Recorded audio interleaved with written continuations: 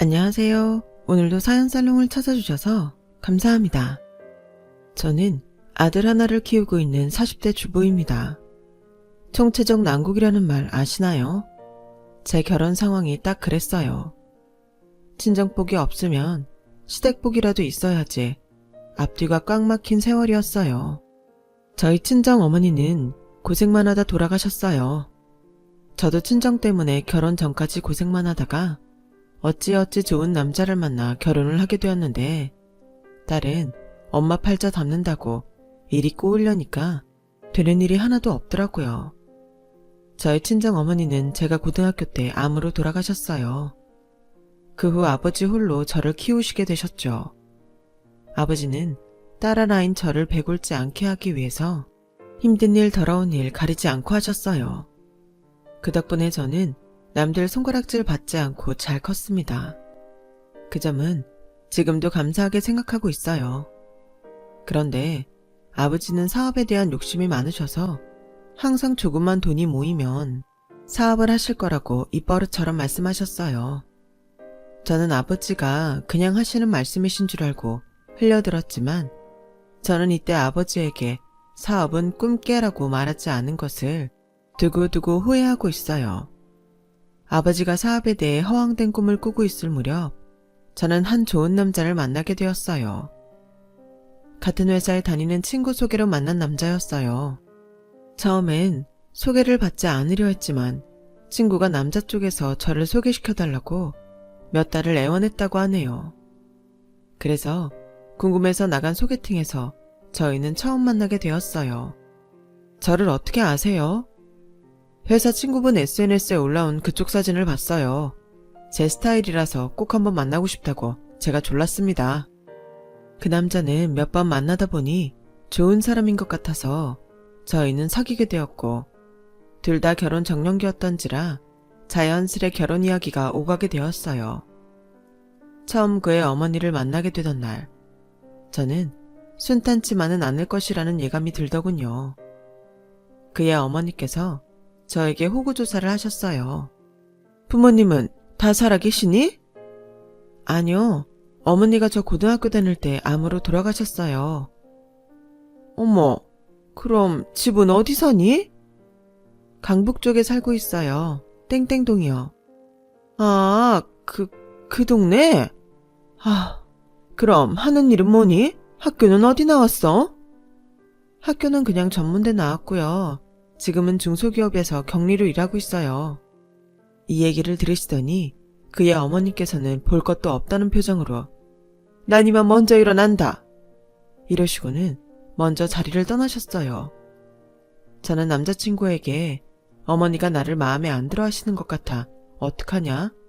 이러니 남자친구는 처음에만 그러는 거라고 곧 마음이 풀리실 거라고 했어요. 지금이라면 부모가 반대하는데 무슨 결혼이냐며 결혼을 포기했겠지만 그 당시에는 제가 남자친구를 많이 사랑했나 봐요. 저는 남자친구 없이 그의 어머니를 따로 만나기도 했어요. 어머니, 결혼하면 제가 더 잘할게요. 예쁘게 봐주시면 안 될까요? 네 형님 될 사람은 집안도 좋고 의대 나와서 성형외과 의사다. 어디 학력도 안 되고 집안도 후져서 솔직히 결혼시키기 싫은 건 어쩔 수 없지 않니? 그러면서 한숨을 푹 쉬더군요. 네 학력, 집안, 뭐 하나 우리 아들하고 맞는 게 없잖니. 그러니 우리 아들 포기하길 바란다. 난 이 결혼 절대 반대니. 저는 그 말을 듣고 크게 상처를 받았어요. 제 배경이 결혼에 장애가 될 줄은 미처 예상하지 못했으니까요. 막말로 제가 무슨 의사 집안이나 재벌집에 시집가는 것도 아니었고요. 남자친구도 평범한 집안이었어요. 저는 어머니가 설득될 것 같지 않아 남자친구에게 이별을 고했어요. 남자친구는 자신의 어머니를 설득해 보겠다고 하면서 매달렸어요. 저는 남자친구에게 시간을 좀 더 주기로 했죠. 그러던 중 제가 임신 6주라는 사실을 알게 되었어요. 남자친구는 엄청 좋아했어요. 자기 닮은 아이가 생긴다는 설렘과 동시에 아이가 생겼으니 어머니도 더 이상 반대하시지는 못할 것 같다는 생각에서였죠. 어머니는 결혼을 허락해주는 대신 조건을 걸었어요. 당분간 분가할 생각 말고 어머니를 모시고 같이 사는 거였죠. 그때부터 시집살이의 시작이었어요. 그리고 인격적으로도 많이 무시당했어요. 툭하면 친정 못 산다고 막말하기 일쑤고 혼수 제대로 안 해왔다면서 형님이랑 서방님들 있는 앞에서 망신을 주셨으니까요. 매일 밤 어머니의 막말 때문에 울면서 보냈어요. 아이가 3살이 되었을 무렵 시집살이만으로도 힘든데 친정 아버지께서 사고를 치셨어요. 무슨 획기적인 사업 아이템이 있다면서 그렇게 원하던 사업을 시작하셨는데 법적인 문제 때문에 잘 풀리지 않아 결국은 한 달 만에 사업을 접게 된 거였죠. 하지만 그냥 아버지 돈만 날린 게 아니라 여기저기서 무리하게 빌린 돈까지 날린지라 제가 갚아드릴 수밖에 없는 상황이었어요.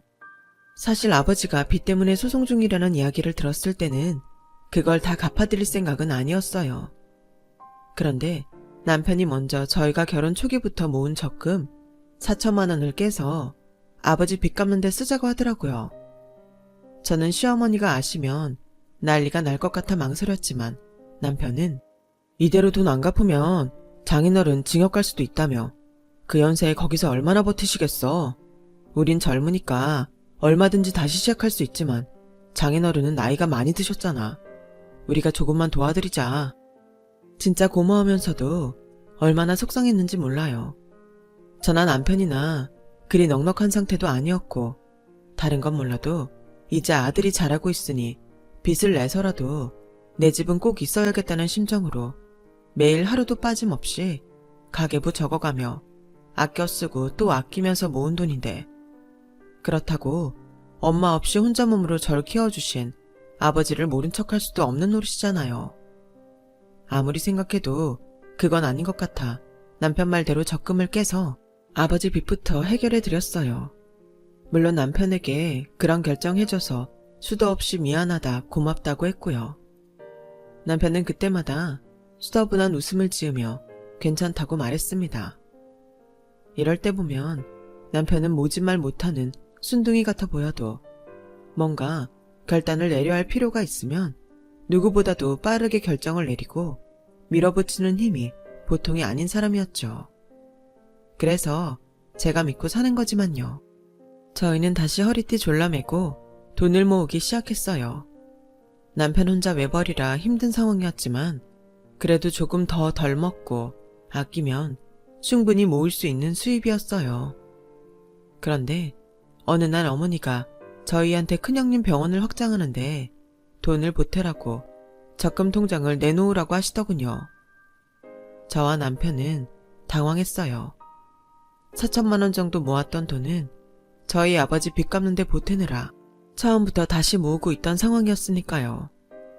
어머니는 적금 통장에 찍힌 금액을 보시더니 결혼 생활 4년 동안 고작 이것밖에 못 모았냐고 어디 빼돌린 거냐고 저를 추궁하셨어요. 저는 차마 입이 떨어지질 않더군요. 어머니는 저와 남편을 번갈아 보더니 혹시 저희 아버지 빚 갚는데 그 돈 쓴 거냐고 물어보시더라고요. 저는 고개를 떨궜고 남편은 더 이상 숨길 수 없다고 생각했는지 솔직하게 말했어요. 큰형수 병원 확장하는 것보다 장인어른 구치소 가게 생기셨는데 장인어른이 당연히 먼저죠. 그리고 그 돈을 왜 저희가 보탭니까? 남편의 말에 할 말이 없어진 시어머니는 대뜸 저에게 막말을 퍼붓기 시작했어요. 이래서 집안에 여자가 잘 들어와야 해. 어디서 근본도 없는 것이 들어와서 집안을 망치려들어. 처음 봤을 때부터 어느 거 하나 마음에 든 게 없다 싶었어. 어떻게 그네 발끝도 못 미쳐. 야, 네가 네 남편 꼬셔서 네 애비 빚 갚으라고 한 거냐? 이 사람한테 뭐라고 그러지 마세요. 제가 먼저 그러자고 한 거예요. 이젠 애미 앞에서 마누라 편드는 거냐? 돈도 없어서 내 집에 얹혀 사는 것들이? 정확히 어머니가 분가하지 말라고 하셨고요. 그렇게 원하시면 지금 당장 나가드리죠.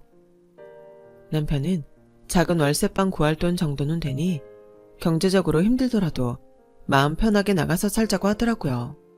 지금까지 시집와서 시어머니한테 시달린 절 생각해서 한 말이었어요.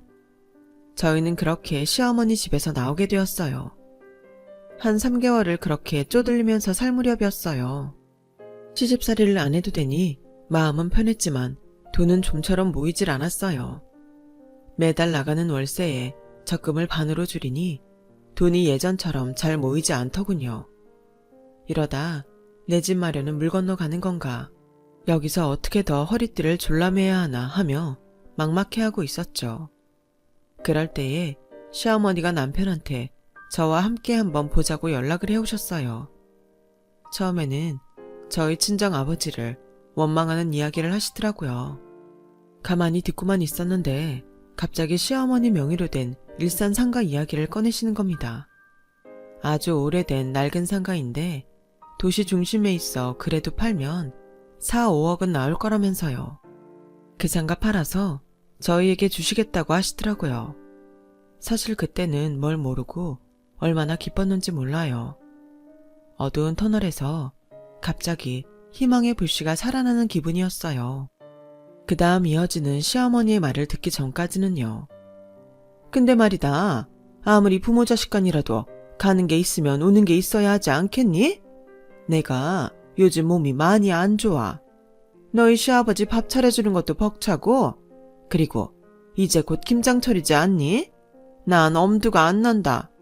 그렇다고 김치 사서 올리면 알잖니, 네 시아버지 성질. 그러니까 당분간 와서 살림 좀 해주련. 우리가 너희한테 돈 보태줄 테니. 순간 머릿속에 많은 생각들이 스쳐 지나갔지만 매달 쓰는 가계부와 적금 통장에 찍히는 금액이 생각나는 순간 저희 부부에게 선택은 단 한 가지밖에 없었어요. 바로 다시 시어머니와 합치는 것이죠. 나가 살면서 돈에 쪼들리니 애를 놓고 저도 다시 일을 나가야 하나 고민이 많았거든요. 그런데 아직 어린 아들은 저와 떨어지기 싫어했고, 그런 아들을 떼놓고 맘 편히 일을 나갈 수도 없는 처지였죠. 그런데 시어머니와 다시 함께 살면 제 몸은 힘들지만 아이 놔두고 일하러 가는 것도 아니고 외벌이하는 남편에게도 미안했는데 적금 든다 생각하고 딱 상가 팔릴 때까지만 해보자 마음먹었습니다. 그러나 남편은 생각이 달랐어요. 애 보면서 어떻게 아버지 챙겨드리고 살림을 해. 그러다 당신 쓰러져. 당신 우리 아버지 빚 갚아줄 때 뭐라고 했어? 우리 아버지는 당신한테도 아버지와 같다고 말했지? 나도 마찬가지야. 처음에 돈 보태준다는 말에 혹하긴 했어도 지금 몸이 많이 안 좋으시다는데 어떻게 모른 척해. 거기다 우리 집도 사야 하잖아. 아파트 중도금 낼 날도 얼마 안 남았어. 그 큰 돈을 어디서 구하겠어. 미안하다. 내가 능력이 없어서. 대신 예전처럼 너무 무리하지 마. 엄마 하자는 대로 다 하지 말고 당신 몸도 생각해 가면서 해. 남편은 한참을 생각하더니 별 뾰족한 다른 수가 없다는 걸 인정하더라고요. 그리고 그때부터 다시 시집살이의 시작이었어요. 시어머니는 결혼 초기와는 달랐어요. 그때는 막말을 해서 저를 모욕감을 느끼게 했다면 지금은 듣기 좋은 말로 포장해서 저를 부려먹었어요. 역시 우리 둘째 며느리, 역시 우리 둘째 며느리. 어느 날 시어머니 친구분들 6명 정도를 집에 데려오셔서 그날 전 하루 종일 식모처럼 시어머니 친구분들 시중을 들어야 했어요. 국수 더 드시고 싶다 하시면 면 삶아서 다시 드리고, 밑반찬 부족하다 하면 더 드리고, 이거 먹고 싶다 저거 먹고 싶다 하나하나 다 맞춰드리기도 힘들었어요. 하루는 여느 때처럼 일주일에 2번 하는 대청소를 하고 시아버지가 좋아하시는 국도 끓이고 밑반찬도 해드렸습니다. 그리고 잠시 쉬고 있는 제게 시어머니가 웃으며 다가오시더라고요. 할 일 없냐면서. 저는 반사적으로 일어났어요. 그러더니 시어머니가 괜찮다고 앉으라고 하셨어요. 말씀의 요지는 내일 할 김장 이야기였어요. 내일 김장하는 날인 거 너도 알고 있지? 한 150포기 정도 할 거야. 150포기요?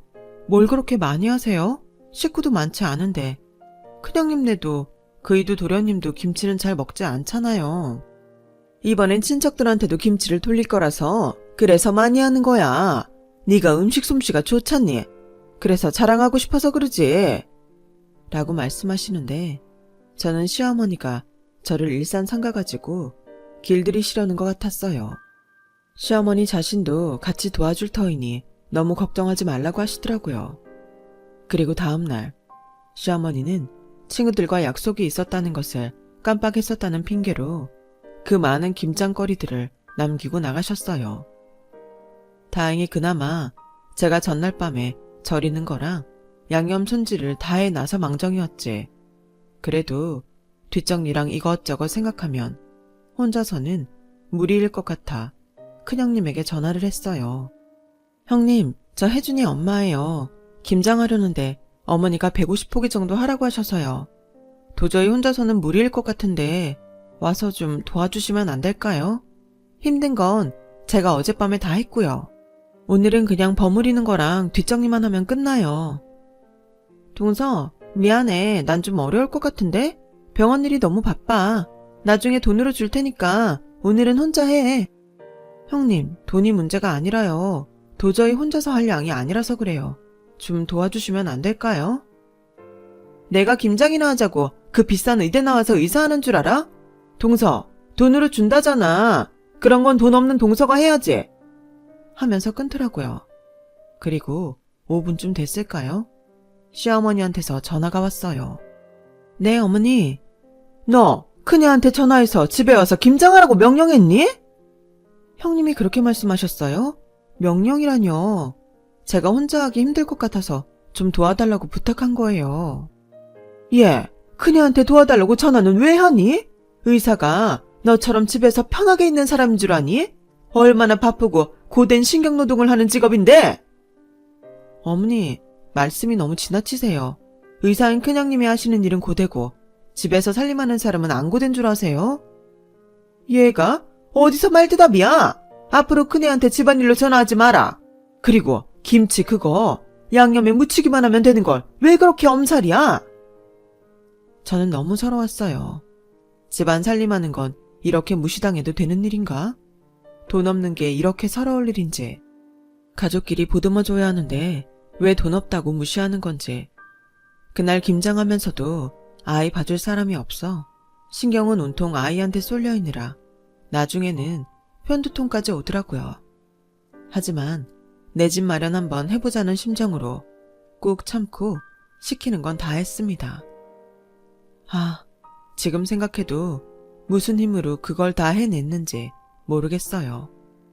남편도 일 끝나고 집에 돌아오면 힘들 텐데 힘든 내색 안 하고 방에 아들과 널브러져 일어날 힘도 없는 저를 위해 아들을 씻기고 재웠어요. 그 생활을 거의 5개월 정도 한 것 같네요. 밤마다 서로 잠들 때 맨솔에단 발라주고 파스 붙여주면서 위로했어요. 조금만 더 참자고, 우리 세 식구가 함께 살 집을 위해서라면 이건 아무것도 아닌 거라고. 나이 들어서 집 없어 또 돌아다니는 거 그것만큼 비참한 게 없어. 아프면 언제 어디서 돈 나갈지 모르는데 집이라도 있어야지. 그리고 집 있으면 집주인한테 아쉬운 소리 들을 일도 없고, 행여나 벽지 찢어질까봐 애한테 잔소리 안 해도 되잖아. 그리고 집에서 마음껏 누빌 수 있고. 난 그것만 생각하면 어머니가 아무리 막대해도 큰형님이 돈 없다고 무시해도 나 힘이 나.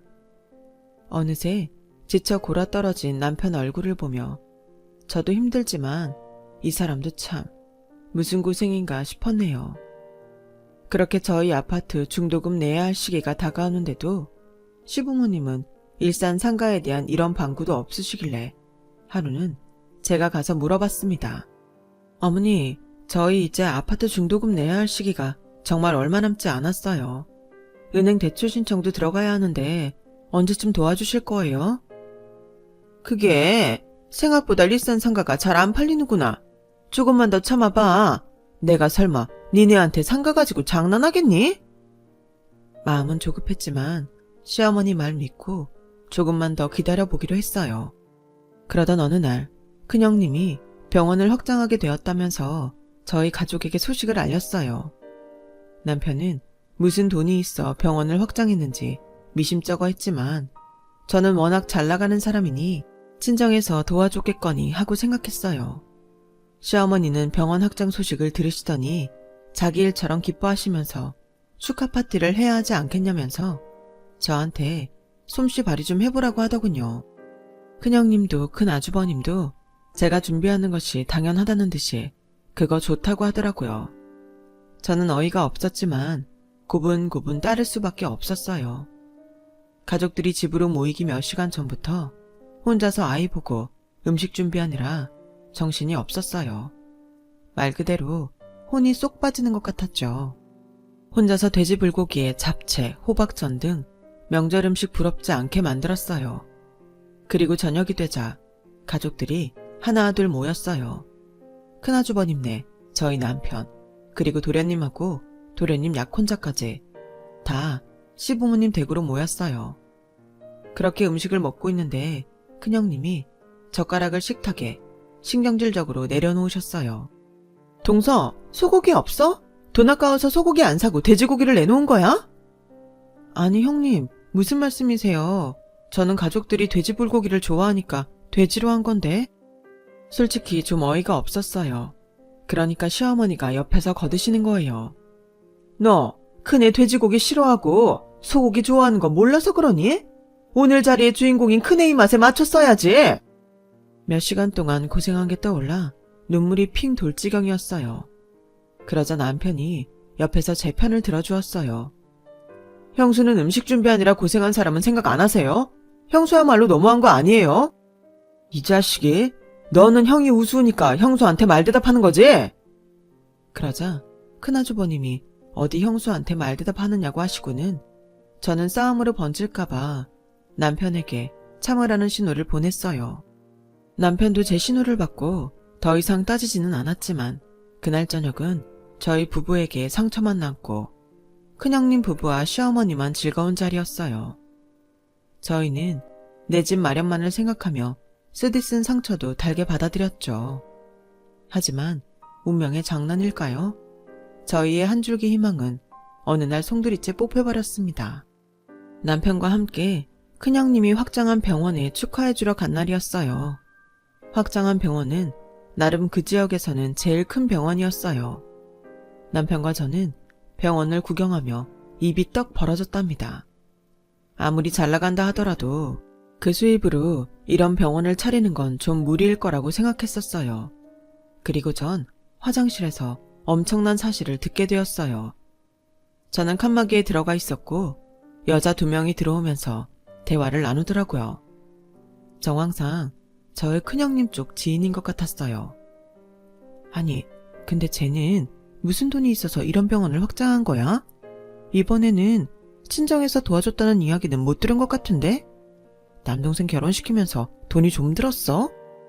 이래서 여자는 시집을 잘 가야 하나 봐. 시어머니가 마련해 주신 돈으로 확장한 거라잖아. 시어머니 명의로 일산에 오래된 상가가 하나 있는데 그거 팔고 해줬대. 저는 심장이 쿵 내려앉는 것 같았어요. 지금까지 그 모진 시집살이를, 그 힘든 시간을 어떻게 버텨왔는데, 그거 하나 보고 지금까지 참아왔는데, 시어머니의 약속만 믿고 그 모욕감 속에서도 여태까지 참고 있었던 건데 뒤통수를 3개 얻어맞은 기분이었어요. 저는 그 길로 큰형님에게 갔어요. 큰형님은 반갑게 저를 맞아주셨죠. 동서, 서방님, 어서 와요. 형님, 축하드려요. 그런데 형님, 무슨 돈으로 이렇게 큰 병원으로 확장하신 거예요? 응? 아, 병원 참 넓지. 아, 혹시 저녁 먹고 갈 거야? 형님, 말 돌리지 마세요.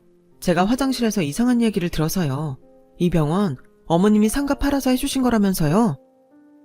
난 몰라. 어머님이 나한테 주신 돈이야. 그렇게 따지고 싶으면 어머님한테 가서 따지지 그래? 지금 그렇게 말하면 끝이에요. 우리가 시어머니하고 합가하기로 한 조건이 그 일산 상가였다는 거 우리 가족이면 다 아는 사실이에요. 그래도 몰랐다는 게 말이 된다고 생각하세요? 형님도 다 알고 있었던 거잖아요. 나는 어머님이 주신 돈 받은 것 뿐이야. 그러니까 따지고 싶으면 어머니한테 가서 따져. 그리고 나 이제 곧 진료하러 들어가야 하거든? 이만 가주길 바래. 서방님도 안녕히 가세요. 저는 분하고 억울한 마음에 집으로 돌아오는 차 안에서 엉엉 울었어요. 남편은 그런 저를 보며 미안하다는 말만 되풀이할 뿐이었죠. 그러면 안 됐었지만 그 당시는 감정이 너무 격했던지라 남편한테 사실 너도 알고 있었던 거 아니냐고 소리를 질렀었네요. 당연히 남편은 몰랐던 사실이고요. 저와 같은 피해자였을 뿐이었어요. 집에 도착하자마자 저는 시어머니에게 따졌어요. 큰애가 병원을 꼭 확장해야겠다는데 그럼 어쩌니? 원래 잘 나가는 사람한테 더 힘을 실어줘야 마음껏 날 수 있는 거란다. 그리고 집안의 첫째가 잘 돼야 둘째, 셋째도 잘 되는 거야. 아니, 그리고 너희는 돈 보고 나하고 같이 사는 거였니? 가족끼리 그러는 거 아니다? 어이가 없어서 눈물도 안 나오네요. 그럼 지금까지 안줄 삼가가지고 저희들 가지고 노신 거예요? 예, 너 그럼 돈 보고 우리랑 같이 사는 거네? 너 그렇게 안 봤는데 무섭다?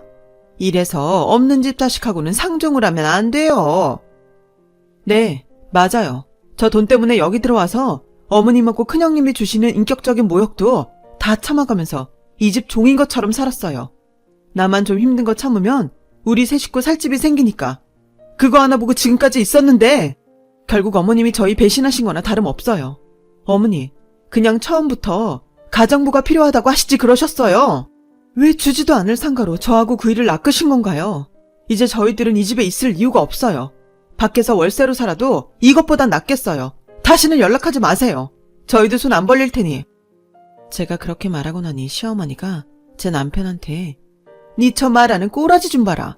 저게 아들하고 애미를 생이별 시키려 한다? 하더군요. 제 남편도 듣다가 결국 폭발했어요. 이 사람 말 틀린 거 하나도 없어요. 그동안 우리가 아니 이 사람이 얼마나 힘들었는데 그리고 무슨 생각으로 참아온 건데 이제 와서 뭐요? 그걸 형수한테 줬다고요? 정말 너무하신 거 아니세요? 저 결혼할 때 꼴랑 1,000만 원 보태주시고는 돈 없다고 하시더니 저희 주시기로 한 돈은 형수한테 준다는 게 말이 된다고 생각하세요? 옆에서 듣고 있던 시아버지께서 갑자기 남편의 뺨을 때리셨어요. 어쩔 수 없는 상황이란 게 있고 잘 되는 사람 더 잘 되라고 준 건데 도대체 뭐가 문제냐? 저희 부부는 그때 깨달았습니다. 시부모님은 자기들이 잘못됐다는 생각을 전혀 안 하고 있다는 걸요. 네, 시아버지 말대로 어쩔 수 없는 상황이라는 게 생길 수 있어요. 그럼 하다못해 저희 부부한테 상황 설명을 하고 그 돈을 쓰게 되었다고 적어도 미안하다, 그동안 수고 많았다 라고 하셨어야 하는 게 아닐까요? 저희를 얼마나 하찮게 여기셨으면 끝까지 미안하다는 말 한마디를 안 하시는 건지. 더 이상 돈 가지고 왈가왈부 해봐야 부모님 유산이나 탐내는 아들 며느리 되는 것 같아 그냥 포기하고 저희는 시부모님 집을 나왔어요. 다시는 안 보겠다는 저희의 말에 시부모님도 딱히 저희를 붙잡지 않았어요. 이런 중대한 약속을 깨면서도 미안하다는 사과의 말씀 한마디도 없으신데 저희가 시부모님 댁에 다시 올 이유가 있을까요? 결국 저희는 아파트 중도금을 기한 내에 내지 못해 청약에 당첨된 아파트에 입주하지 못했어요. 대신 전셋집을 구하게 되면서 한시름 놓게 되었죠. 전셋집을 구하고 아이도 어느 정도 커서 저도 다시 일을 시작하기 위해 여기저기 면접을 보러 다니던 때였어요. 친정 아버지한테서 부동산에서 연락이 왔는데 자신은 도통 무슨 이야기인지 모르겠으니 저보고 같이 부동산에 가자고 하더라고요. 부동산에 가니 사장님께서 시골집에 돌아가신 엄마 앞으로 된 땅이 있는데 그 지역 자체가 재개발 구역에 포함되게 되면서 땅값이 기존의 값보다 10배 이상 치솟게 되었다고 하더군요. 어머니 앞으로 그런 땅이 있는 줄도 몰랐던 저와 아버지는 놀라서 사고가 정지되었어요. 그러면서 부동산 사장님께서 빨리 땅을 팔라고 하시더라고요. 자신이 값을 시세보다 더 쳐줄 테니. 고생 끝에 낙이 온다고 저희 친정엄마가 하늘에서도 저를 지켜주고 계신 걸까요? 그동안 고생했으니 이제는 좀 편히 살라는 엄마의 큰 선물 같았어요. 저는 남편에게도 그 사실을 전했고 저희는 서로 부둥켜 안고 그동안 고생한 것들이 주마등처럼 떠올라 엉엉 울었어요. 아이는 뭣도 모르고 저희가 우니까 같이 울었네요. 저희는 기쁨의 눈물이었지만 말이에요. 엄마의 땅을 팔아 아파트를 한 채 샀어요. 드디어 집을 장만하게 되었죠. 친정아버지도 저희 집 근처에 집을 마련해 살고 계시고요. 지금은 1년 정도 지난 상태예요. 그런데 얼마 전 남편이 놀라운 이야기를 해주는 겁니다. 실은 시어머니한테서 연락이 왔었대요. 저희 아들이 보고 싶다면서요. 그런데 남편은 보여줄 생각이 없다고 단호하게 말했다고 하네요. 뒤통수 한 번 세게 얻어맞았으면 됐지 2번 맞기 싫다고 하면서요. 그리고 사실 손자가 보고 싶다는 것은 핑계고 어디 친척들을 통해서 제가 돌아가신 친정엄마 유산으로 부자가 되었다는 소식을 들으신 모양입니다. 그 이야기를 슬그머니 꺼내셨다고 하더라고요. 그러면서 일산 상가 팔아서 큰형님네 병원을 확장해 주었는데 큰형님이 병원을 강남으로 이전해서 더 크게 확장하고 싶다고 했대요. 욕심이었죠. 그래서 무리하게 집담보로 대출받아서 해줬는데 병원을 확장하는 과정에서 된통 사기를 당했답니다. 결국 일산 상가도 다 날려먹으신 거죠. 저희한테 다시 같이 살면 안 되냐고 물으셨대요. 제가 남편한테 그래서 뭐라고 했냐고 하니 그렇게 좋아하시는 큰형네 집에 가서 살라고 말했대요. 큰형한테 해줄 건 다 해줘놓고 큰형이 어머니 모셔야 하는 게 당연한 거 아니냐면서요. 근데 큰형님 성격상 절대 시어머니 못 모신다고 했겠죠. 아무튼 남편은 더 이상 연락하시지 말라고 딱 잘라 말하고 전화를 끊었다고 하네요. 참나, 벼룩도 낯짝이 있다고 하지 않나요? 저희한테 무슨 짓을 하셨는지 그새 까먹으신 모양이에요. 전 절대 얼굴 볼 생각이 없어요. 남편도 마찬가지고요. 아무리 가족이면 뭐해요. 진짜 어려울 때 도와주지는 못할 망정 이용해 먹고 뒤통수 치는 가족이면 있는 것보다 없는 게 더 낫다는 것을 저희 부부 다 뼈저리게 느꼈거든요. 재산을 가지고 자식들을 휘어잡으려는 부모가 있죠.